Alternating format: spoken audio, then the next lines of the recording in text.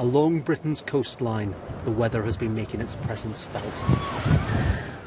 Towns and villages across the south and west have been on the front line for the force of this latest storm.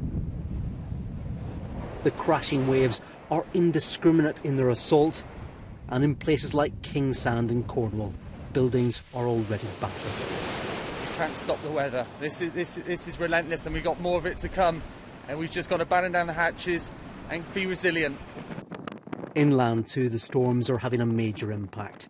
Parts of this rail track are barely visible above the water.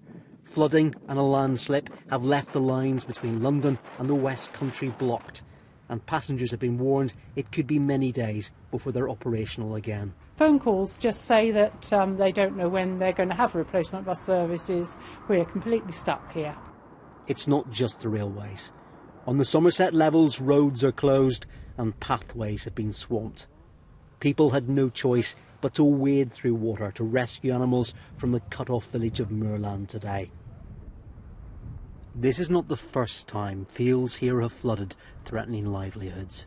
With the rising water there is anger and yet more serious questions for the government. 6 months ago, this farmers' leader wrote to the Prime Minister to ask for funding to prevent flooding. His request was refused. Now David Cameron says dredging is a top priority. We have ministers coming down, we have environmental chairmen coming down saying we must learn the lessons. Well, the lesson was there 18 months ago. Everybody in Somerset knew that the rivers would not be fit for purpose if we had another winter of rain. But the former Floods Minister, who took that decision not to provide funding, insists he was acting on the best information at the time.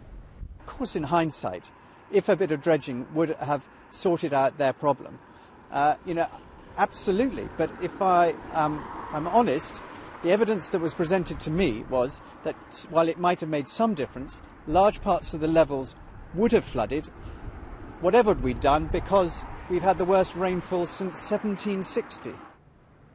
The weather has been exceptional and it's caused problems across many communities, including those along the Thames. In Reading, the army have been brought in to help, but sandbags can only do so much to defend against such severe surges and storms.